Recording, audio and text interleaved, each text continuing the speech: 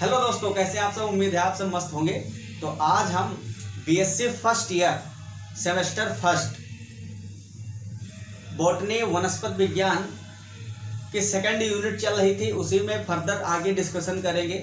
ये बहुत ही important part आज हम डिस्कस करने जा रहे हैं। सेकंड यूनिट हमारी पता है आपको माइक्रोबियल वर्ल्ड है, जिसमें कि माइक्रो ऑर्गेनिज्म पे स्टडी करना है। तो बैक्टीरिया चल रहा था, बैक्टीरिया के जनरल कैरेक्टर हम देख लिए थे। इससे पहले जो लेक्चर था उस लेक्चर में हम देखे थे structure of eukaryotic and prokaryotic cell और उसमें डिफरेंस क्या होता है। तो बैक्टीरिया पे क्वेश्चन 2 से 3 हर बार आते हैं। आप पिछला पेपर उठाओगे BSc first year first semester का, तो 21-22 वाला, उसमें भी आपको बैक्टीरिया से रिलेटेड 3 से 4 क्वेश्चन देखने को मिल सकते हैं, क्योंकि ये बहुत ही इंपॉर्टेंट पार्ट है। 2 तो पक्का आते ही हैं और जनरली आते हैं बैक्टीरिया के स्ट्रक्चर पे, क्योंकि हमारे टॉपिक में सेल स्ट्रक्चर ऑफ बैक्टीरिया लिखा है। अब इसका मतलब आप ये मत समझो सिर्फ इस स्ट्रक्चर को देख लो चले जाओ क्वेश्चन सॉल्व हो जाएगा। इसमें जितने भी स्ट्रक्चर उस पर डिटेल में आपको पता होना चाहिए। जैसे कि सबसे बाहर ये स्लाइम लेयर बनी है, फिर सेल वॉल है, उसके बाद में सेल मेम्ब्रेन है, तो इसके क्या फंक्शन है, किस चीज़ से मिलकर बनी है, ये सारी चीज़ें आपको आनी चाहिए। फिर इसके बाद में जब स्ट्रक्चर हम समझ लेंगे, बाद में हमारा टॉपिक आएगा ग्राम स्टेनिंग, जिसमें ग्राम निगेटिव ग्राम पॉजिटिव बैक्टीरिया को कैसे स्टेन करते हैं। स्टेनिंग प्रोसीजर पे क्वेश्चन 100% आता ही आता है। ठीक, तो आज हम इसके स्ट्रक्चर पे बात करेंगे। स्लाइम लेयर किस चीज़ से मिलकर बनी है, कैप्सूल जो होता है बैक्टीरिया के ऊपर वो किस चीज़ से मिलकर बना होता है, उसका काम क्या होता है, जितनी भी चीज़ें इसमें हैं सबको समझेंगे। तो सबसे पहले मैं आपको बता देता हूँ, जो ये सबसे बाहरी कवरिंग होती है दानेदार आपको दिख रही है बाहर वाली, इसको बोलते हैं स्लाइम लेयर। ठीक, क्या बोलते हैं, स्लाइम लेयर, ये सबसे बाहरी कवरिंग होती है। इसके बाद सेकंड नंबर पे आता है सेल वॉल। सेल वॉल जिसको हिंदी में बोलते हैं कोशिका भित्ति। क्या बोलते हैं, कोशिका भित्ति। इसके बाद में आपको अंदर और पढ़ोगे तो मिलेगी सेल मेम्ब्रेन। क्या मिलेगी, सेल मेम्ब्रेन। सेल मेम्ब्रेन मतलब कोशिका झिल्ली, कोशिका झिल्ली। इसके बाद अंदर होता है साइटोप्लाज्म। साइटोप्लाज्म में उसमें कुछ चीजें बिखरी पड़ी होती है। ये आपको क्रोमेटोफोर दिख रहे हैं, मेटाफॉस्फेट और क्रोमेटोफोर। इस तरह से पॉलीराइबोसोम आपको दिखेंगे। ठीक है, ये बहुत सारे राइबोसोम एक पास इकट्ठा हो जाते हैं, ज्वाइन करके बनाते हैं पॉलीराइबोसोम। ये भी प्रोटीन सिंथेसिस में हेल्प करते हैं। पॉलीराइबोसोम, हिंदी में भी हम इसको पॉलीराइबोसोम ही लिखते हैं। ठीक, ये आपका जेनेटिक मटेरियल है। ये क्या है, बैक्टीरियल जेनेटिक मटेरियल। इसको न्यूक्लियाइड बोलते हैं, क्योंकि आपने अगर फर्स्ट क्लास की होगी सेकेंड यूनिट की, तो उसमें मैंने बताया था यूकैरियोटिक प्रोकैरियोटिक सेल में डिफरेंस क्या होता है। तो ये प्रोकैरियोटिक सेल, इसमें डिफाइंड न्यूक्लियस नहीं होता है, वेल डिफाइंड न्यूक्लियस यूकैरियोट में होता है। प्रोकैरियोटिक सेल में जेनेटिक मटेरियल जो होता है डीएनए, ये ऐसे ही छितराया पड़ा होता है। ठीक, इसको हम बोलते हैं न्यूक्लियोइड। क्या बोलते हैं, न्यूक्लियोइड। ठीक, न्यूक्लियोइड बोलते हैं। और यही अगर हम लोगों में होता है यूकैरियोटिक सेल में, तो उसको हम बोलते हैं न्यूक्लियस बोलते हैं। क्या बोलते हैं, न्यूक्लियस। ठीक है, इसके अलावा आपके ये है मेटाफॉस्फेट। इस तरह से जो प्रेजेंट है ये मेटाफॉस्फेट है। क्या है, मेटाफॉस्फेट। मेटाफॉस्फेट हिंदी में भी मेटाफॉस्फेट ही बोलते हैं।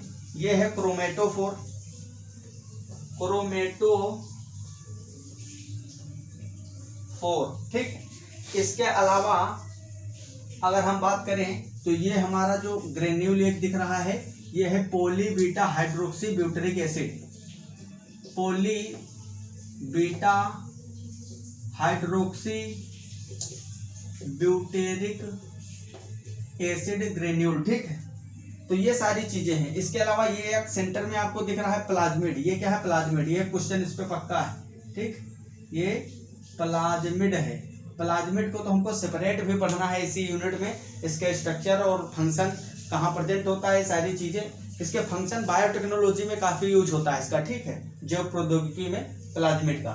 तो ये इसका कुछ जनरल स्ट्रक्चर है। इसके अलावा इसमें कैप्सूल मैंने नहीं बताया है। ये जो स्लाइम लेयर बनी दिख रही है आपको, इसी में कुछ थोड़ा सा अगर एक्स्ट्रा मटेरियल और डिपॉजिट हो जाए, ठीक है, तो उसको बोल देते हैं कैप्सूल। क्या बोलते हैं? कैप्सूलोल, कैप्सूल। कुछ बैक्टीरिया कैप्सुलेटेड होते हैं, कुछ अनकैप्सुलेटेड, जिसमें स्लाइम लेयर के ऊपर बाह्य पदार्थ और कुछ मटेरियल डिपॉजिट हो जाएगा, उसमें कैप्सूल पूरे सेल के चारों ओर बन जाता है। तो अब स्लाइम लेयर और कैप्सूल में क्या अंतर है? मतलब इसको हम स्लाइम लेयर बोले हैं, जो बाह्य लेयर दिख रही है दानेदार, लेकिन अगर कुछ मटेरियल इसमें और डिपॉजिट हो जाए तो उसको कैप्सूल बोलते हैं। क्या मटेरियल है वो, ठीक है, क्या डिफरेंस होता है इस कैप्सूल और स्लाइम लेयर में? सेल वॉल किस चीज से बनी है, इसका काम क्या है? सेल मेम्ब्रेन किस चीज से बनी? तो इसको आप ये डायग्राम एक बार बना लीजिए, फिर हम आगे चर्चा करते हैं। और हर एक हेडिंग को, जितने भी इसमें पार्ट है, सबके बारे में डिटेल में लिखवाएंगे आपको, ठीक है। आई होप आप जरूर इसको नोट कर लिए होंगे। अब फर्स्ट हेडिंग लगाएंगे स्लाइम लेयर, हिंदी में लिखेंगे स्लाइम परत, ठीक। स्लाइम लेयर, स्लाइम लेयर जो होती है वो मेनली बनी होती है पॉलीसेकेराइड से। किससे बनी होती है? पॉलीसेकेराइड से। बैक्टीरिया जितने भी हैं, चाहे भले ही वो नीले हरे शैवाल हो, ब्लू ग्रीन एल्गी, ठीक है, जिसको साइनोबैक्टीरिया भी बोलते हैं हम लोग। क्या बोलते हैं? साइनोबैक्टीरिया। तो हेडिंग लगाएंगे slime layer, slime layer, Hindi में लिखेंगे स्लाइम परत, स्लाइम परत। स्लाइम परत जो होती है ये मेनली पॉलीसेकेराइड से बनी होती है, पॉलीसेकेराइड्स की बनी होती है। पॉलीसेकेराइड भी कौन कौन से होते हैं? या तो इसमें डेक्स्ट्रॉन हो सकता है, डेक्स्ट्रॉन। अब यहां से क्वेश्चन आएंगे, कौन सा पॉलीसेकेराइड बैक्टीरिया की स्लाइम लेयर में पाया जाता है? डेक्स्ट्रॉन। सेकंड है डेक्स्ट्रिन, ये है डेक्स्ट्रॉन, ठीक है, डेक्स्ट्रॉन और डेक्स्ट्रिन। थर्ड है लेवान। ये तीन ऐसे पॉलीसेकेराइड हैं जो कि किसमें पाए जाते हैं? स्लाइम लेयर में पाए जाते हैं। इसके अलावा अगर हम बात करें, यदि पॉलीसेकेराइड्स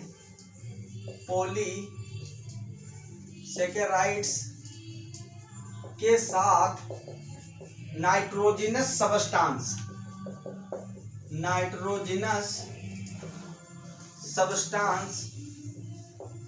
सब्सटेंसेस भी उपस्थित हों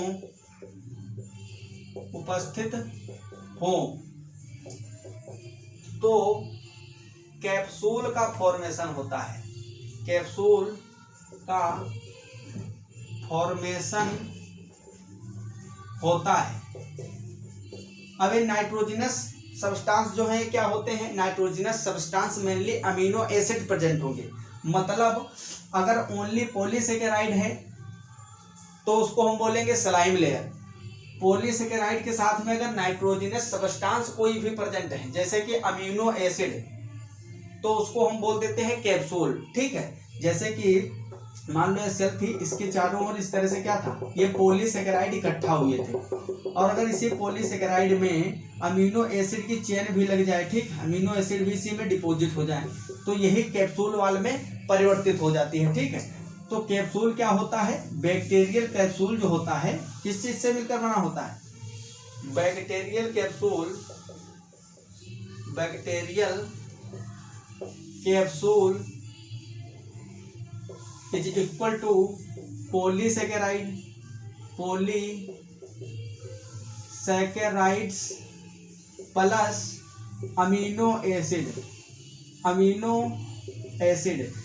जो कि नाइट्रोजिनस सब्सटेंस है। नाइट्रोजिनस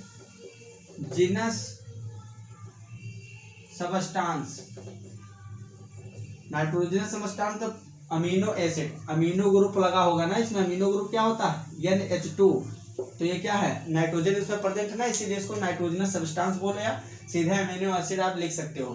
तो बैक्टीरियल कैप्सूल बना होता है पॉलीसेकेराइड प्लस अमीनो एसिड से मिलकर। अगर स्लाइम लेयर की बात करते हैं तो स्लाइम परत में ओनली पॉलीसेकेराइड होते हैं, डेक्स्ट्रॉन, डेक्स्ट्रिन और लेवान। ठीक है, तो ये इतनी इंपॉर्टेंट चीजें हैं जिससे मिलकर बना होता है हमारा स्लाइम लेयर। अब अगर हम बात करें कोशिका भित्ति की, ठीक है, तो सेल वॉल जो बैक्टीरिया की होती है, नंबर सेकंड डालेंगे सेल वॉल। सेल वॉल मतलब कोशिका भित्ति, कोशिका भित्ति। ठीक, अब क्वेश्चन बहुत ज्यादा यहां से पूछा जाता है, जो चीजें मैं लिखवा रहा हूं सिर्फ वहीं से क्वेश्चन पूछा जाएगा। स्लाइम लेयर में इतना ही पूछेगा जितना मैंने बता दिया, ज्यादा बकवास पढ़ने की जरूरत नहीं। ये तो आप देखे ही थे कि सबसे आउटर कवरिंग होती है बैक्टीरिया सेल के, सबसे बाहर क्या होता है, स्लाइम लेयर। अगर पॉलीसेकेराइड से बना, अगर उसी में नाइट्रोजनस सब्सटेंसेस भी है तो वही कैप्सूल बन जाता है। उसके बाद में सेकेंड कवरिंग होती है सेल वॉल या कोशिका भित्ति हिंदी में बोलते हैं। ये कोशिका भित्ति किस चीज से मिलकर बनी होती है? पहली बात तो बैक्टीरिया की जो सेल वॉल होती है, बैक्टीरिया को हिंदी में जीवाणु बोलते हैं ना, तो बैक्टीरिया की सेल वॉल ग्रेन्युलर होती है। कैसी होती है? ग्रेन्युलर मतलब दानेदार, दानेदार तथा कठोर होती है। कठोर मतलब ग्रेन्युलर एंड रिजिड। कैसी होती है? रिजिड होती है, टफ होती है, बहुत ही कठोर होती है। ये मेनली 3 चीजों से मिलकर बनी होती है। ठीक है, ऊपर मैं थोड़ा सा मिटा दूं कहो तो ज्यादा अच्छे से, ऊपर वाला आप लोग नोट ही कर लिए होंगे, साथ साथ नोट करेंगे, वीडियो पॉज करके ज्यादा सही रहेगा।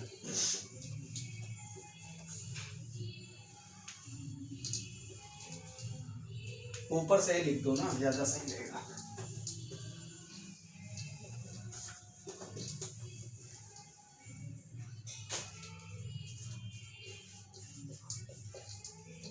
बैक्टीरिया की सेल वॉल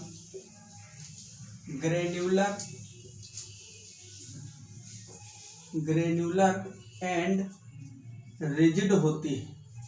रिजिड, ठीक, मतलब कठोर होती है, बहुत ही कठोर होती है। इसीलिए बैक्टीरिया जो होता है विपरीत परिस्थितियों में भी जीवित रहता है, चाहे गर्म झरने हो या फिर आद्य बैक्टीरिया जो होते हैं वो तो बहुत ही विपरीत परिस्थितियों में रह लेते हैं। मिथेनोजन बैक्टीरिया आर्की बैक्टीरिया में ही आते हैं ना, आद्य जीवाणु।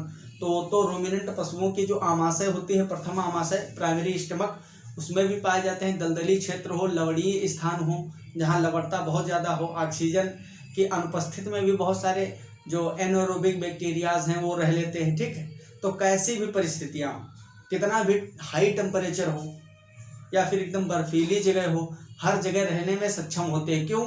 क्योंकि इनकी जो सेल वॉल होती है, कोशिका भित्ति। आपसे यहाँ से इंपॉर्टेंट एक क्वेश्चन बनता है कि ये जो बैक्टीरिया होते हैं ये विपरीत परिस्थितियों में रहने में सक्षम होते हैं। क्यों, क्या कारण है? सेल वॉल, सेल मेम्ब्रेन के कारण, या और कई सारे इसमें ऑप्शन दे देंगे, आपसे पूछ लेंगे। तो आपको याद रखना है जो इसकी सेल वॉल होती है यही इसको विपरीत मतलब अनफेवरेबल कंडीशन में लिविंग रहने के लिए रिस्पॉन्सिबल होती है। बैक्टीरियल सेल वॉल जो है, सेल वॉल मतलब कोशिका भित्ति, मेनली 3 पदार्थों से मिलकर बनी होती है। 3 पदार्थों से मिलकर बनी होती है। पहला है इसमें नैग, इसको बोलते हैं NAG, मतलब N एसिटिल ग्लूकोसामाइन, हिंदी में भी लिखेंगे N एसिटिल ग्लूकोसामाइन, ठीक है। सेकंड और क्या होता है इसमें? NAM मतलब N acetyl muramic acid, Hindi में लिखेंगे एन एसिटिल म्यूरेमिक अम्ल। ठीक, ये दो चीजें हो गई। तीसरा इसमें क्या होता है, तीसरा इसमें पॉलीपेप्टाइड की चेन प्रेजेंट होती है। क्या होती है? थर्ड होती है पेप्टाइड चेन। पेप्टाइड चेन मतलब पेप्टाइड श्रृंखला प्रेजेंट होती है, मतलब वही अमीनो एसिड की बहुत सारे इस तरह से अमीनो एसिड जुड़ के एक पेप्टाइड श्रृंखला बनाते हैं, और कई सारे पेप्टाइड श्रृंखला में जब ब्रांचिंग हो जाती है तो वो पॉलीपेप्टाइड बनाती है, और जो पॉलीपेप्टाइड में थोड़ा सा मॉडिफिकेशन हो जाता है तो प्राइमरी सेकेंडरी टर्सरी प्रोटीन का स्ट्रक्चर धारण कर लेती है। अमीनो एसिड मिलकर पेप्टाइड चेन, कई सारी पेप्टाइड चेन में ब्रांचिंग हो गई, पॉलीपेप्टाइड चेन, उसी पॉलीपेप्टाइड में थोड़ा सा प्रोसेसिंग हुई, मॉडिफिकेशंस हुए, क्या बन गया? प्रोटीन बन गया। ठीक है, तो इसी तरह से peptide chain N acetyl glucosamine, N acetyl muramic acid, ये तीन मुख्य सब्सटेंस है जिससे मिलकर सेल वॉल बनी होती है। अब इसमें अंतर हो सकता है, और इम्पोर्टेंट बात, आप लोग ये सोचते क्या हो, सही भी है, कि जो बैक्टीरियल सेल वॉल होती है वो पेप्टाइडोग्लाइकेन या म्यूकोपेप्टाइड की बनी होती है। तो जो पेप्टाइडोग्लाइकेन वर्ड बोला जाता है वो तीनों को कलेक्टिवली बोला जाता है। ये तीनों पदार्थ मिलकर लिखेंगे, ये तीनों पदार्थ मिलकर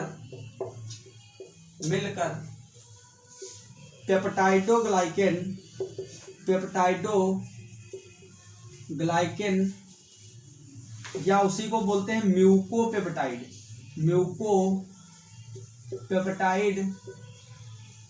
का निर्माण करते हैं। ठीक, म्यूकोपेप्टाइड का निर्माण करते हैं। तो जनरली क्वेश्चन आता है कि bacterial cell wall are composed of, अगर ऑप्शन में पेप्टाइडोग्लाइकेन या म्यूकोपेप्टाइड है तो आप लगाओगे।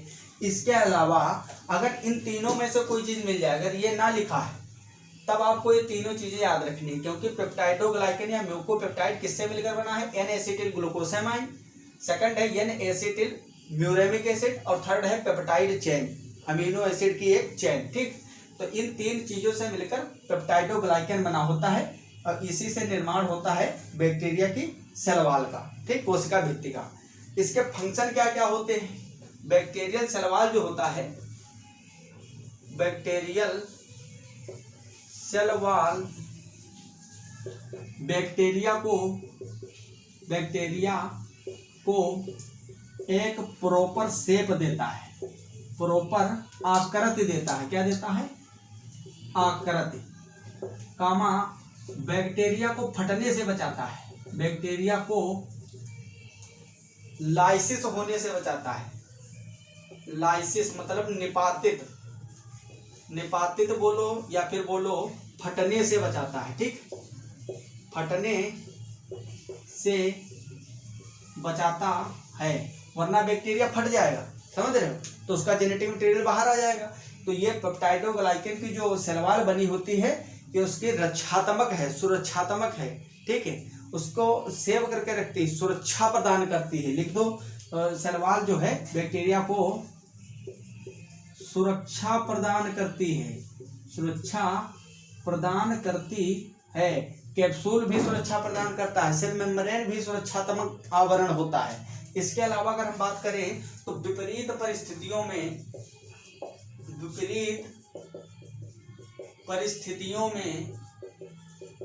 जीवित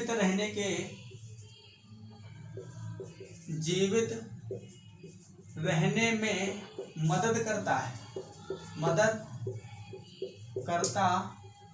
है। ठीक है, तो ये कुछ इंपॉर्टेंट चीजें हैं जो कि बहुत ही ज़्यादा क्वेश्चन में पूछे जाते हैं, तो इसको आप जरूर नोट कर लीजिए। यही सारे पॉइंट आपके एग्जाम में पूछे जाएंगे। ठीक,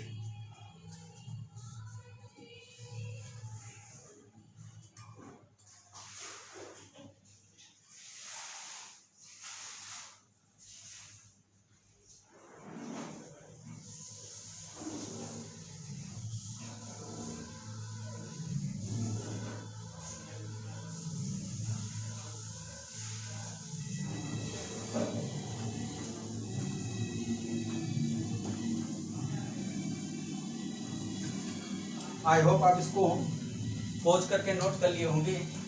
इसके अलावा आप और इसमें एडिशनल पॉइंट अगर लिखना चाहें तो इसकी थिकनेस पे भी कभी कभी क्वेश्चन पूछ लिया जाता है, जो कि 50 से 100 एंगस्ट्रॉम के बीच होता है। ठीक है, सेल वॉल की जो मोटाई होती है, थिकनेस, वो लगभग 50 से 100 एंगस्ट्रॉम होती है। अब इस एंगस्ट्रॉम को नैनोमीटर में करके भी पूछ सकते हैं, तो आपको पता है 1 नैनोमीटर होता है 10⁻⁹ मीटर और 1 एंगस्ट्रॉम होता है 10⁻⁻10 मीटर। तो उस तरह से आप उसको अरेंज करके सही आंसर करेंगे। ठीक, थिकनेस आपको बस याद रखना है कि 50 से लेकर 100 एंगस्ट्रॉम तक हो सकती है। ठीक, अगर नैनोमीटर में पूछेगा तो आप लिख दोगे सीधे 5 से 10 नैनोमीटर। ठीक, इस तरह से आप लिखोगे। तो ये भी क्वेश्चन कभी कभी थिकनेस पे पूछ लिया जाता है। अगला हमारा टॉपिक है, देखो हम बैक्टीरिया सेल में बाहर से अंदर की ओर जा रहे हैं। सबसे पहले स्लाइम लेयर है, कैप्सूल पढ़े, सेकंड हम पढ़े सेल वॉल कोशिका भित्ति, थर्ड आता है पार्ट सेल मेम्ब्रेन, जो कि बहुत ही इंपॉर्टेंट है। मेन फंक्शन जो बैक्टीरिया सेल के हैं वो इसी से होते हैं। सेल मेम्ब्रेन, सेल मेम्ब्रेन मतलब कोशिका भित्ति, कोशिका भित्ति बहुत ही इंपॉर्टेंट है। यहाँ से क्वेश्चन बहुत आते हैं, तो आप लोग हेडिंग लगाएं, तब तक हम मार्कर को इंक पिलाते हैं थोड़ा सा।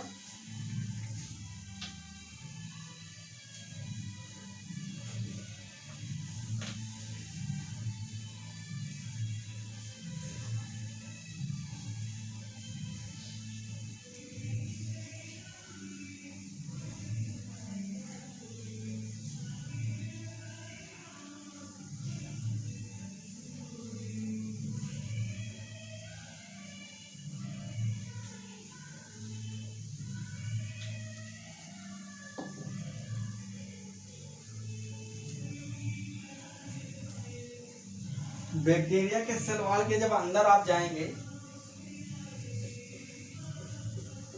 बैक्टीरिया के सेल वॉल के अंदर की ओर, अंदर की ओर सेल मेम्ब्रेन प्रेजेंट होती है। सेल मेम्ब्रेन प्रेजेंट होती है। ठीक, अंदर की ओर प्रेजेंट होती है। और इसके अलावा हम लिखेंगे इसमें ये सेमी परमिएबल होती है, मतलब अर्ध पारगम। सेल मेम्ब्रेन, सेल मेम्ब्रेन अर्ध पारगम में होती है, मतलब semi permeable. Semi permeable Hindi में लिखेंगे अर्ध पारगम्य। इसका मतलब क्या होता है, जैसे कि ये मान लो सेल मेम्ब्रेन है। ठीक, ये सेल मेम्ब्रेन है, अंदर बैक्टीरिया का साइटोप्लाज्म है, इसी में उसके जो क्रोमेटोफोर, ठीक है, poly beta hydroxy butyric acid, polyribosome, सारी चीजें इसमें पड़ी हैं। तो ये जो लेयर होगी सेल मेम्ब्रेन, ये पहली बात तो फास्फोलिपिड की बाइलेयर से बनी होगी। किस तरह से, इस तरह से फास्फोलिपिड की बाइलेयर होगी, क्योंकि सेल मेम्ब्रेन चाहे जिसकी भी हो वो लिपिड से ही बनी होती है। किससे बनी होती है, लिपिड से। और ये सेलेक्टिव परमिएबल और सेमी परमिएबल होती है, मतलब अर्ध पारगम्य। हर एक चीज के लिए पारगम्य नहीं है, कुछ चीजें अंदर बाहर जा सकती हैं लेकिन सभी नहीं जा सकती। कौन जा सकती हैं, जो लिपिड नेचर की हैं वही अंदर जाएंगी, क्योंकि ये जो बाहरी हिस्सा जो है ये क्या है, ये सेल मेम्ब्रेन बनी है लिपिड की। तो लिपिड लिपिड में घुलता है, प्रोटीन प्रोटीन में घुल जाता है, सामान सामान को घुलता है, लाइक डिजोल्व लाइक, समझ रहे हो। तो यहाँ पे क्या होगा, ऐसे मॉलिक्यूल जो लिपिड नेचर के होते हैं, स्टेरॉइड नेचर के होते हैं, वो तो अंदर चले जाएंगे, बाकी नहीं जा पाएंगे। बाकियों के लिए क्या होता है, यहाँ पे प्रोटीन के चैनल बने होते हैं। ठीक, अब प्रोटीन के चैनल वाटर के लिए अलग होंगे, जिसको हम इक्वापोरिन बोलते हैं, जो कि 8 टाइप के प्रोटीन से मिलकर बने होते हैं, इक्वापोरिन। तो उसमें जैसे कि कोई स्पेसिफिक सबस्टांस, हार्मोन्स वगैरह जाना है, तो उसके लिए यहाँ पे और भी प्रोटीन होती हैं, जो कि एक्सट्रिंसिक प्रोटीन है। ये मेम्ब्रेन के अंदर लगा हुआ जो चैनल है ये इंट्रिंसिक प्रोटीन में आते हैं। बाहर जो होते हैं प्रोटीन वो एक्सट्रिंसिक होती है। ये इंट्रिंसिक प्रोटीन है, ये एक्सट्रिंसिक। एक्सट्रिंसिक प्रोटीन जो है ये क्या काम करती है, रिसेप्टर का काम करती है। किसका काम करती है, एक्सट्रिंसिक प्रोटीन, इसका काम क्या होता है, ये रिसेप्टर का काम करती है, रिसेप्टर, ठीक है, मतलब ग्राही। अब जैसे कि कोई एक सूचना आई सेल के लिए कि सेल में मेटाबॉलिज्म को कंट्रोल करने के लिए बहुत सारे हार्मोन्स भी रिस्पॉन्सिबल होते हैं, तो वो सब कहाँ अटैच होंगे, इसी प्रोटीन पे। ये ग्राही का काम करेगा और ये सूचना अंदर देगा, तो उसके अकॉर्डिंग काम होने लगेगा। अंदर कुछ प्रोटीन्स होते हैं जिनको हम चैनल भी बोलते हैं, ठीक है, तो ये चैनल का काम करते हैं। लेकिन ये बैक्टीरियल सेल है तो इतनी ज़्यादा डेवलप नहीं होती है, क्योंकि बैक्टीरिया ओनली एक सेल से बना होता है। तो जब सिंगल ही सेल से बना तो दूसरे सेल से ज़्यादा आदान प्रदान की आवश्यकता क्या, बस डिफ्यूजन के थ्रू ऑक्सीजन अंदर चली जाए, वाटर की जरूरत है चली जाए, बस बेसिक जो रिक्वायरमेंट है उसी की जरूरत है। बाकी ऐसा तो है नहीं कि इसमें कोई ऑर्गन लेवल का ऑर्गेनाइजेशन है या टिश्यू लेवल का है, कई सारी सेल्स आपस में जुड़ी होंगी तो एक सेल से दूसरे में आवागमन जरूरी। इसमें तो सिंगल सेल ही होगी ना, बैक्टीरिया की जो बैक्टीरिया पूरा होता है वो सिंगल सेल का बना है, तो ये एक ही सेल है, दूसरे सेल से तो उसको कोई चीज चाहिए नहीं। तो क्या होता है कि इसमें बेसिक रिक्वायरमेंट के लिए बहुत ही सिंपल टाइप की सेल मेम्ब्रेन होती है, जिससे बेसिक चीजें आ सके, ऑक्सीजन है, वाटर है, ऐसी चीजें। या मान लो जैसे कि आप जब एंटीबायोटिक्स खाते हो, जैसे कि कोई बैक्टीरियल इन्फेक्शन हुआ तो एंटीबायोटिक्स लोगे तो बहुत सारी एंटीबायोटिक होती हैं जो कहाँ से बाइंड करती, सेल मेम्ब्रेन पे एक्शन करके फिर बैक्टीरिया को मारती। सबसे खास बात यह है कि अगर हम यूकैरियोटिक सेल की बात करें तो उसमें बीच बीच में कोलेस्ट्रॉल के मॉलिक्यूल भी प्रेजेंट होते हैं, लेकिन जो प्रोकैरियोटिक सेल है इसमें ये मॉलिक्यूल प्रेजेंट नहीं होंगे। इसी के कारण बहुत सारी ऐसी एंटीबायोटिक हैं जिसके लिए रेसिस्टेंट होते हैं बैक्टीरियल सेल, ठीक। हर एक बैक्टीरिया जो है वो हर एक एंटीबायोटिक से नहीं मारा जाता है, सबके लिए स्पेसिफिक एंटीबायोटिक्स होती है, क्योंकि अलग अलग टाइप का बैक्टीरिया का जब सेल मेम्ब्रेन का अध्ययन किया जाता है, सेल वॉल का अध्ययन किया जाता है, फिर उसके अकॉर्डिंग एंटीबायोटिक बनाया जाता है, ठीक। जैसे कोई बीमारी आपको, जैसे कि टाइफाइड है, तो टाइफाइड में आप जो टाइफाइड के लिए रिस्पॉन्सिबल बैक्टीरिया साल्मोनेला टाइफी, उसके लिए जो पार्टिकुलर बनाई गई हैं वही एंटीबायोटिक जब आप खाओगे तभी वो फायदा करेगी। उसके अलावा कुछ ब्रॉड स्पेक्ट्रम होती हैं, वो मतलब वो gram positive gram negative type में देख के पूरे बंच ऑफ बैक्टीरिया, मतलब क्लस्टर ऑफ बैक्टीरिया कह सकते हो, नंबर ऑफ बैक्टीरिया के लिए रिस्पॉन्सिबल होती है, ठीक कर सकती है, ठीक। तो इस तरह से जो कोलेस्ट्रॉल मॉलिक्यूल होते हैं ये एंटीबायोटिक सेंसिटिव होते हैं, वो इसमें पाए नहीं जाते हैं सेल मेम्ब्रेन में, ठीक। तो इस तरह से ये होते हैं। सेमी परमिएबल का मतलब आधी चीजें अंदर जाएंगी, आधी नहीं जा सकती, जो लिपिड नेचर की है वही अंदर जाएंगी। तो आगे लिखेंगे इसमें जो सेल मेम्ब्रेन होता है वो मेनली किससे बना होता है, फॉस्फोलिपिड से। फॉस्फोलिपिड की बाइलेयर से बना होता है,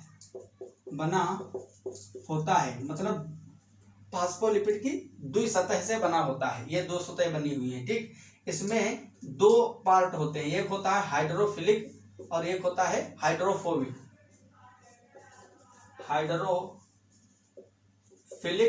और एक होता है हाइड्रोफोबिक पार्ट। हाइड्रोफोबिक पार्ट जैसे कि यही जो हमने बनाया था, ठीक, ये लिपिड की बाइलेयर है, बनी हुई है। इसमें इंट्रिंसिक प्रोटीन होंगे जो कि अंदर धसे होंगे, और बाहर भी हो सकते हैं प्रोटीन जो कि एक्सट्रिंसिक प्रोटीन है। कैसे हैं, एक्सट्रिंसिक। अब इसमें जो ये पार्ट है ये है hydrophobic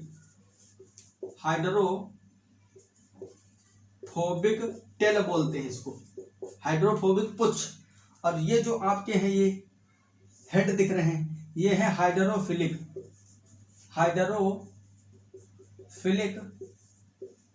polar head, hydrophilic polar head. तो इस तरह से ये बनी होती है। बीच में क्या होते हैं, इंट्रिंसिक प्रोटीन इसमें प्रेजेंट होते हैं और ये सेमी परमिएबल होती है।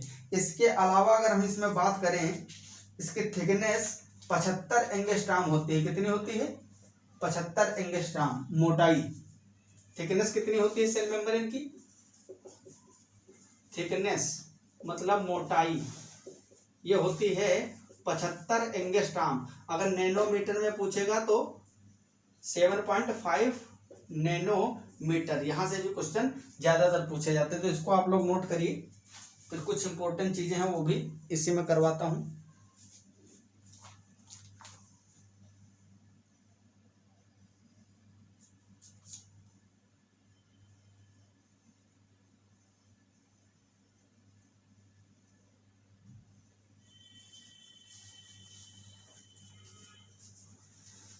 आई होप आप इसको पॉज करके नोट कर लिए होंगे। बैक्टीरिया, जो बैक्टीरियल सेल मेम्ब्रेन, इसमें स्टेरोल और जो ये कोलेस्ट्रॉल वगैरह होते हैं नहीं पाए जाते हैं, जिसके कारण कुछ ऐसे एंटीबायोटिक हैं जिसके प्रति ये रेसिस्टेंट दिखाते हैं। तो ये भी लाइन आप लिख लेंगे। बहुत सारी एंटीबायोटिक्स प्रतिजैविक के प्रति ये प्रतिरोधी होते हैं। ठीक, क्या होते हैं? प्रतिरोधी होते हैं। बैक्टीरियल सेल में स्टेरोल ना होने के कारण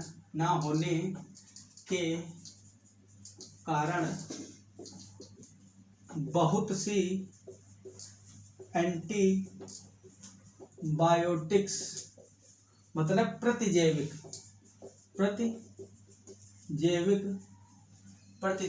के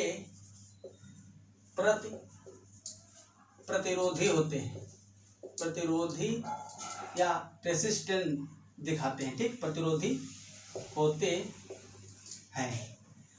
इसके अलावा अगर हम बात करें तो इसकी जो सेल मेम्ब्रेन होती है वो किसकी बनी होती है? मतलब अगर हम बात करें ग्राम पॉजिटिव या फिर ग्राम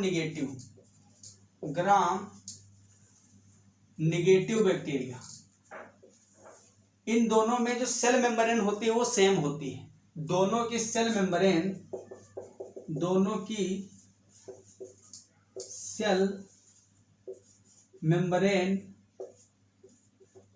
सेम होती है, मतलब रासायनिक रूप से केमिकली सेम होती है, समान प्रकार की होती है। क्योंकि ग्राम पॉजिटिव ग्राम निगेटिव जो बैक्टीरिया होते हैं इनमें डिफरेंस होता है सेल वॉल में, लेकिन इन दोनों की जो सेल मेम्ब्रेन है वो केमिकली रासायनिक रूप से एक ही जैसी होती है, चाहे ग्राम निगेटिव बैक्टीरिया हो या फिर ग्राम पॉजिटिव हो। ठीक है, इसमें बहुत से उपापचयी एंजाइम, मेटाबॉलिक एंजाइम्स प्रेजेंट होते हैं। सेल मेम्ब्रेन में बहुत से मेटाबॉलिक एंजाइम्स प्रेजेंट होते हैं। क्योंकि सिंगल सेल है, अब सेल के अंदर ही कहीं ना कहीं स्ट्रक्चर में एंजाइम वगैरह होने चाहिए, वरना चीज़ों की सिंथेसिस कैसे होगी? जैसे कि लिपोपॉलीसेकेराइड को बनाने वाले, ठीक है, लिपोपॉलीसेकेराइड्स कामा, इसके अलावा फॉस्फोलिपिड्स हैं जिससे कि सेल मेम्ब्रेन बनी है। तो जब सेल एक बैक्टीरिया है, जब ये बाइनरी फिजन के थ्रू दो बैक्टीरिया बनेंगे तो एक से दो बनने के लिए जो सेल मेम्ब्रेन दोनों में डबल हो गई होगी ना, जितनी इसमें सेल मेम्ब्रेन होगी, जब दो बैक्टीरिया बनेंगे तो उसको मटेरियल डबल बनाना पड़ेगा। इसकी सेल मेम्ब्रेन किससे बनी? फास्फोलिपिड से। तो जब रिप्रोडक्शन होगा उस समय फास्फोलिपिड की सिंथेसिस भी आवश्यक है ना, तो उसके लिए भी एंजाइम होते हैं। फॉस्फोलिपिड हो गया, ठीक है। इसके अलावा लिपोप्रोटीन हो गए, लिपोप्रोटीन्स, इन सब के लिए आवश्यक एंजाइम सेल मेम्ब्रेन में होते हैं, सेल मेम्ब्रेन में प्रेजेंट होते हैं। और इसके क्या फंक्शन है? सेल मेम्ब्रेन फोल्ड करके, सेल मेम्ब्रेन में फोल्डिंग से मीसोसोम बनते हैं। क्या बनते हैं? मीसोसोम बनते हैं, ठीक। मीसोसोम जो बनते हैं इनका काम क्या होता है? ये एनर्जी प्रोडक्शन में,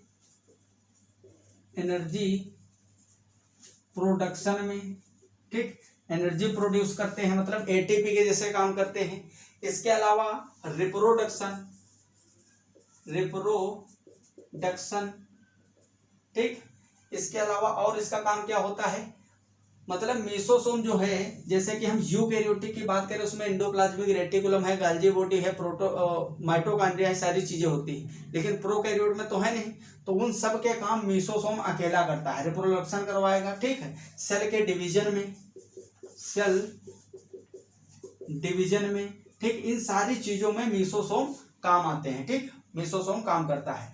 इसके अलावा अगर हम बात करें तो सेल मेम्ब्रेन से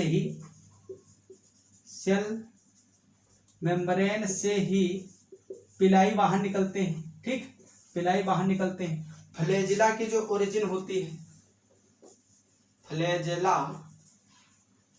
फ्लैजिला की उत्पत्ति भी सेल मेम्ब्रेन से होती है, सेल मेम्ब्रेन से होती है। तो सेल मेम्ब्रेन बहुत इंपॉर्टेंट है, इसके बहुत सारे फंक्शन है, कई सारे काम जो है इसके द्वारा किए जाते हैं। तो आई होप आपको सारी चीज़ें समझ में आ गई होंगी। अगर आप साथ साथ नोट्स बनाते हो तो इससे अच्छी बात और कोई हो ही नहीं सकती, और आपको बनाने भी चाहिए नोट्स। तो अगर वीडियो अच्छा लगा तो वीडियो को लाइक करिए, शेयर करिए, न्यू हो चैनल पे तो सब्सक्राइब करिए। मिलते हैं अगली क्लास में, तब तक के लिए okay bye, all the very best, जय हिंद, जय भारत।